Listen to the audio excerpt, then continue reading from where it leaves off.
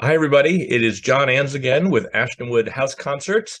Um, it seems like we were just here not that long ago, and it's true. It was just last month in April, but we have got an amazing show coming up in just a few weeks. May 27th, the Saturday evening of Memorial Day weekend. Stella, Catherine Cole, Joe Block, two amazing jazz artists whose stars are on the rise, will be here in person, and we could not be more excited and more thrilled and honored to have them with us. As I said, May 27th, just a couple of weeks. So we now have the additional honor of being able to chat with them. So let's bring in Stella and Joe and find out a little bit more about them.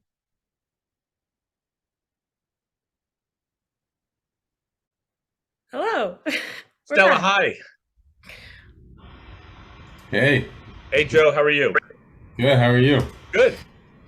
Well, thanks so much for joining today. I'm glad we were able to make this work. Um, so anyway, we've got this amazing show coming up, May 27th, 7 p.m. at our place, otherwise and occasionally known as Ashtonwood. And for those fans or attendees who are not terribly well acquainted with you, or are think they're well acquainted with you because they know what you're up to now, I'd love to hear a little bit about what got you here. This doesn't have to be from conception to when you woke up this morning, but just what got you to this point, either in your career or life. And so, Stella, what's your story? I was about to make Joe go first, Oh, sorry. but you called on me. No, I got it. Yeah, I grew up in central Illinois in a pretty small town where there wasn't a ton going on musically, but I was really involved in the theater community and did a lot of musicals and plays growing up. Was always in a different show. That's what I did in all my free time. Then I ended up deciding I wanted to try to do acting and music for a career. So I went to Northwestern University outside of Chicago, studied, double majored in theater and international relations, and minored in German, and got a certificate in musical theater. But I didn't study music, and I certainly didn't study jazz music. So I graduated there in 2021. But during COVID, I moved home and lived with my parents. They live sort of in the middle of the woods. It was a great place to be during quarantine, but I was Yeah. also like suddenly going from like college and being around theater and music all the time to being around nothing, just me and the trees and my parents. Uh, so I got sort of bored and started making little videos of myself singing in my parents' bathroom shower. Like I would sit in there because the acoustics were good, and I would sing standards to like these cheesy YouTube karaoke tracks. And that sort of was just a fun way for me to like feel like I was singing again and performing again. And after a month or so posting those videos, they started like blowing up a little bit.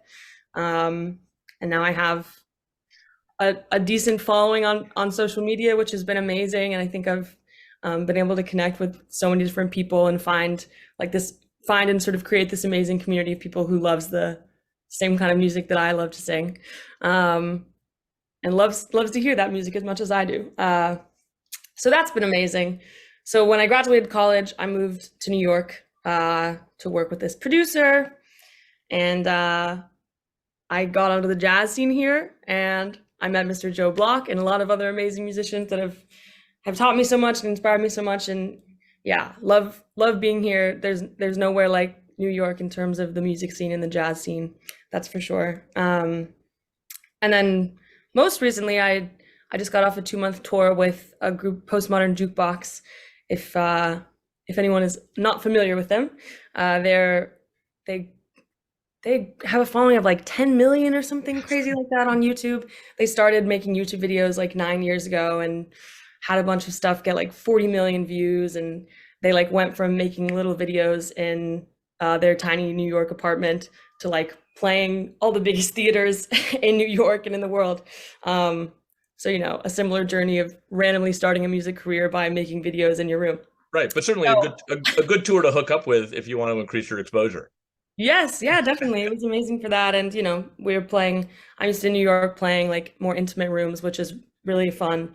But it was definitely a different thing to be playing these like big auditoriums of like 1,600 to 2,000 people every night.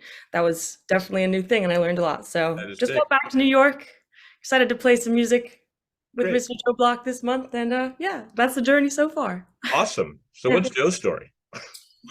My story is I started playing piano as a toddler to age 2, classical piano. Both of my parents are very musical. They're not full-time musicians. They're both actually in medicine, but they're very musical people and exposed me and my siblings to the music and the piano at a very young age. So it's always kind of been in my DNA. I was very into classical piano as a kid. I didn't really start doing jazz. So I was in middle school, and I grew up in Philly, and Philly has a lot of really amazing jazz programs for young people. It's probably one of the best cities to grow up in and study jazz. Because in addition to having a lot of programs in schools, there's also a lot of older musicians on the scene. So you can learn through the academy and also through the bandstand. Yeah. So I studied at this school called the Philadelphia Clef Club of Jazz, which is a program, if you're not familiar with that, many people have gone to from Philly. It's sort of like this rite of passage. So I did that, and then at the same time I was also at a very rigorous Quaker private school for 12 years. So continuing down those two paths, I ended up studying both at Juilliard and at Columbia. So I was doing kind of academics and music at the same time in college. And I just recently finished my master's degree at Juilliard last year. So Oh, wow. I was able to do a 5-year condensed degree thing. So yeah, that's basically my schooling. And then in terms of just what I'm doing now, I'm just doing so many different things. Last night I was playing with my trio at Mesro. I do a lot of band leading with my own groups, but I also play with a lot of I play with a lot of singers, which is self-explanatory from this gig we're about to do. I've done a lot of stuff at Jazz and Lincoln Center recently. I've been musical directing some stuff, and I also write a lot of music. I do a lot of composing, both in the classical and jazz Oh, wow. realms.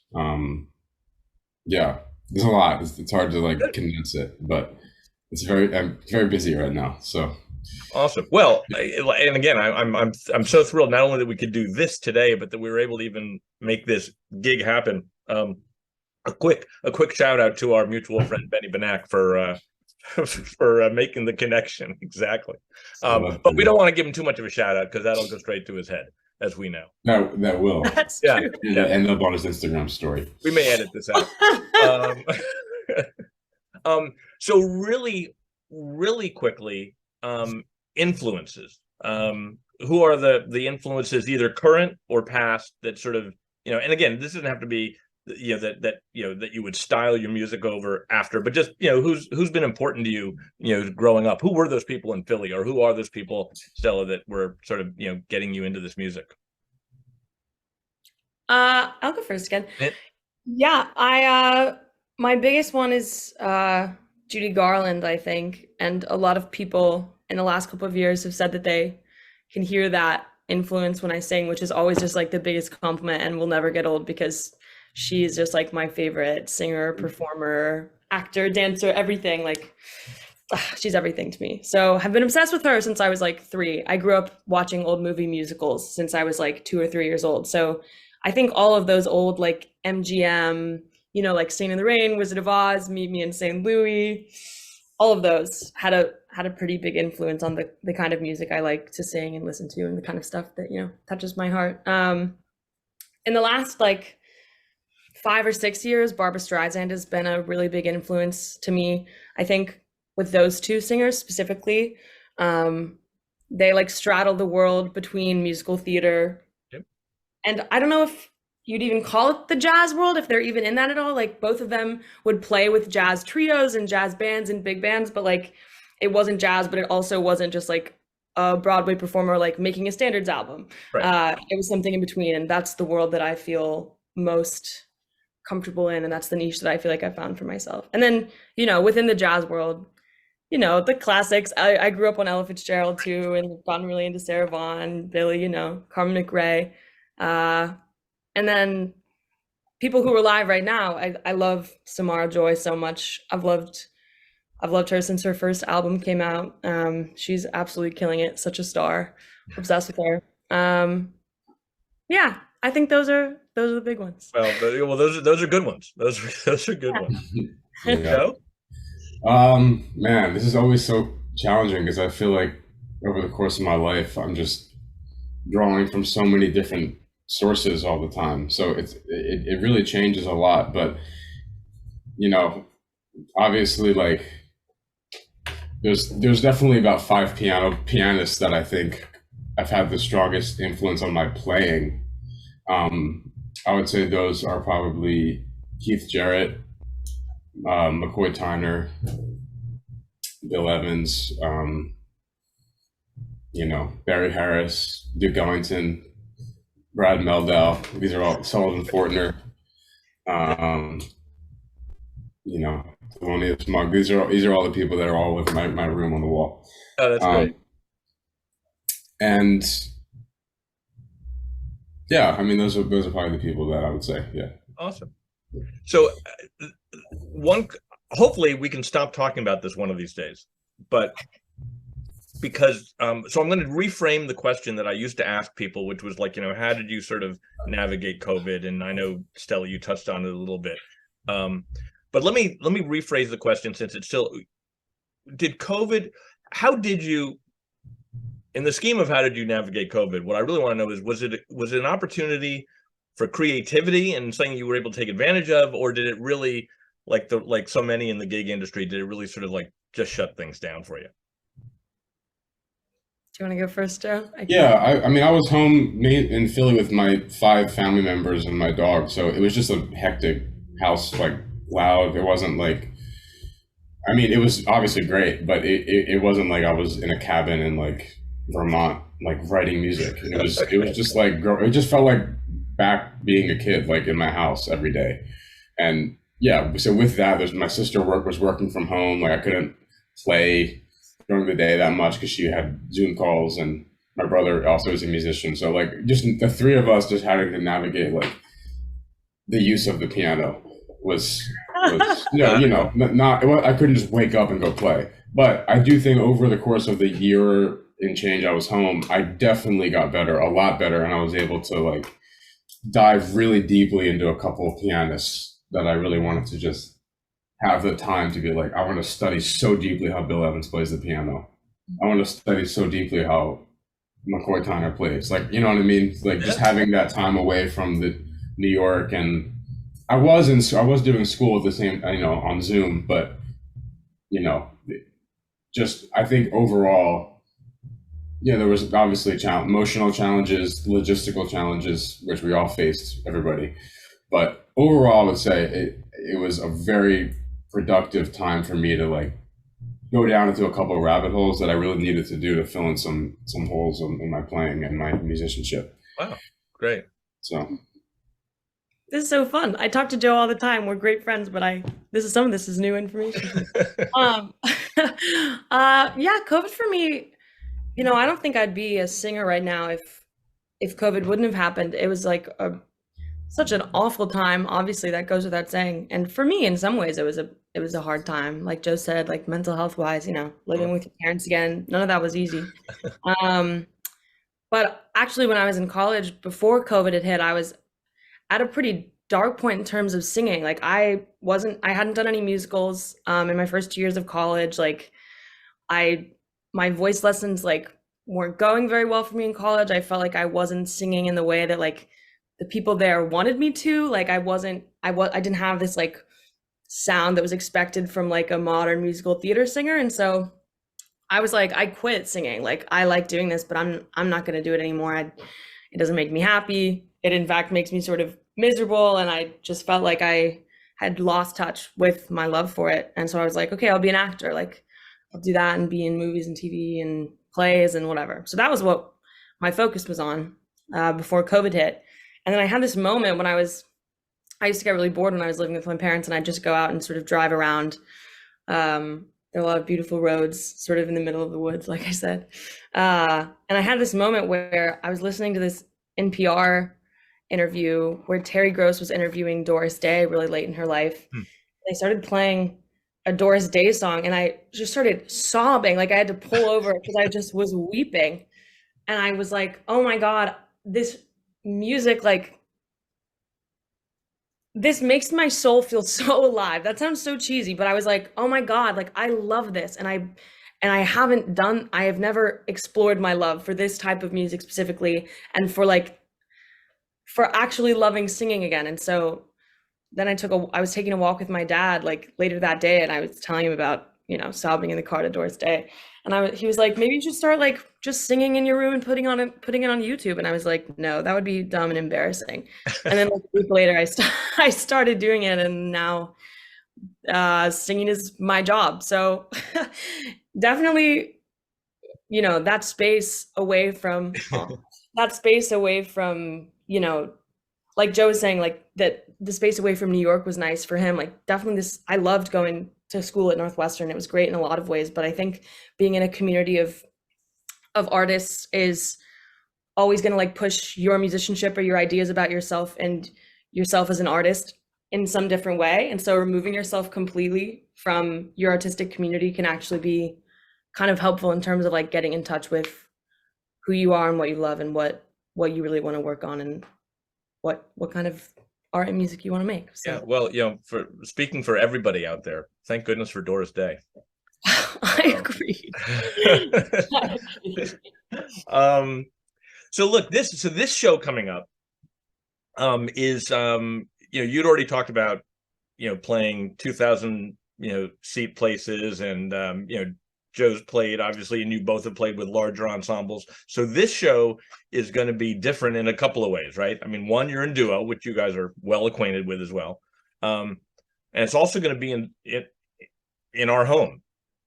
Is there anything about either the duo format and or the intimacy that you either know or don't know yet about being in front of sort of a private home audience? I mean, we're publicly streaming and free of charge, but is there anything about this that is either different, that you like, that you're not that crazy about, that when you sort of think about what goes into making this work, what are your thoughts about this this arrangement, this format? You want to go? Sure, I can go. I have done a couple of sort of private house shows, this type of thing, and I really love it. I think there's something electric and really exciting about playing to huge houses, but it's not like you can like see anybody really, and it's like you're up there with the band and you're your own thing, and the audience is its own thing, and obviously the energies are feeding off of each other, but when you're in such an intimate space, Joe and I both love intimate shows. I think so we have similar favorites in terms of like jazz clubs in the city. The ones that are like really small rooms, yep, are sort of, in my opinion, the most fun to play. And I think the fun thing about specifically a house show is that, oftentimes, even if you're in an intimate venue, when people come to a concert and they come to see music, it's like, these are the musicians and these are the audience members. And you don't really get to be on like that same level, on just like a human level of like, hey, I'm a person outside of being a singer or a musician.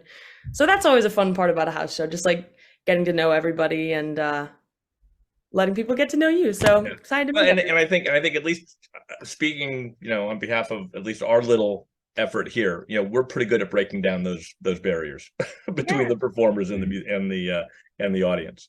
That happens at house shows. It's a really fun thing that doesn't always happen. So I'm excited. Yeah, so not much to add. My favorite thing is playing for a quiet audience, like pin drop quiet. As Stella knows, I get very annoyed by people talking and Well, and our audience is very appreciative, but you're right. We have no table service during the show. Right. Yeah. So yeah, like like last night I was, like I said, my gig was sold out in Mesra. It was packed. Every seat was filled, and I played a lot of my original my own compositions, like pretty modern, like not avant-garde, but just like more on like the modern side of things. And in the middle of the set, I just started playing Pure Imagination from Willy Wonka. Oh yeah. Just like I feel like I had the audience like in my palm. It was like all of a sudden, as much as they were like, wow, that's so cool. Like just hearing a song that they probably grew up singing or playing or hearing, it was just that's an intimate thing. And it was like a pin drop in the room. And that's great. That's why I love playing in clubs like that, or I like playing house shows, because I feel like I'm really feeding off of the audience, and I feel like the audience is a part of the performance. So when there's a separation, or when there's not a mutual respect, there's certain clubs in New York, I'm not going to mention them, where there's not that. Like you play and it's more, and it's just different. Like it's more like a party vibe, which is cool. But for what me and Stella do, it's challenging to play in places where it's not that type of audience, because it's just not the right aesthetic. Right. It's so this is like a really, like when you asked us to do this, I was like, oh, this is perfect. This is exactly the type of gigs that me and Stella seek out to play. Yeah. Well, that's well. Like I said, we couldn't be more thrilled that what we had to offer fit what you like to do. So then, without giving much away, just finally, I know obviously duo does change some things sometimes with the set list, right? I mean, there are some things that just work great in duo, and there's some things where you really wish you had the full rhythm section. Without naming tunes, what can we expect on the 27th, right? I mean, what kind of an evening are we looking at musically? Well, I don't think we've even discussed specific tunes yet, but we've been playing together for a couple of years now, so we kind of have like a set of 20 to 30 songs we can just be like, and I would say some of those are standard, some of those are the Streisand songbook, some are Broadway tunes. It's a pretty versatile thing. But I will say one thing that I really appreciate about when I play with Stella is she commands and delivers the melodies of the songs like in a very striking way that just honors the original melody. And she doesn't feel like she necessarily needs to embellish the melody all the time, which is something you hear a lot of jazz singers do, and it's great when it's done in a way that's intelligent and like soulful. But it's very, very refreshing to me, because it also lets me just sort of do something different at the same time, because she's sort of anchoring the tune in that way. So I think, I think like part of the reason why we have a nice chemistry is we're able to we both just love the melodies of the songs. Yeah. Right. And I can sort of color around it and texturize around it. So again, like I don't know what we're gonna play yet, but it's gonna be in that aesthetic of just honoring the original tune in a way that evokes feelings of nostalgia or whatever, but in a way where it's like very, hopefully very fresh and not antiquated in any way. Yeah, great. Yeah. Yeah, I agree with everything Joe just said. And I think, it's always special when you find like the chemistry he was talking about with a musician as a singer. That's just like the best feeling ever. And Joe and I definitely have had that from pretty early on. From the first, couple times we've played together. I think something that happens almost every time I play with Joe is like, it doesn't even have to be when he's soloing. Like it can be when I'm still singing, but like I'm just listening to him and I am genuinely moved to tears. I love that I've talked about crying in this interview twice, but it seriously has happened. It happens almost every time we play together, like I just get a little teary-eyed because what he's playing is so beautiful. Like his sense of, he's truly just a genius, and like his sense of his musicianship is just like sort of out of this world. So yeah, I think it's gonna be a, you know, intimate and sort of sensitive vibe. We love to A lot of ballads. I feel like every time I play with Joe Block, my heart gets broken a little bit and then healed again, you Yeah. know, because it's so beautiful. So Well, yeah, we really look forward to that. And I will say, you know, there have been times when we have booked some shows where, you know, we booked a singer and said, look, you can bring who you like, or we booked a pianist and said, look, you can bring who you like. You know, this was one of those where we didn't want one of you without the other, right? We got the two of you at the beginning as a package, because that's, you know, we knew we are so thrilled and can't wait. I don't know if there's anything left to say, but we will see you guys here on the 27th, 7 p.m. Live streamed on Facebook, and we just wish you a great 3 weeks, and we can't wait to have you, and we just know it's going to be you know, an outstanding evening. Yes, thank you for having us. Thank you for being here. Be well, stay safe, stay healthy, and we will see you in a few weeks. See you soon. See you guys.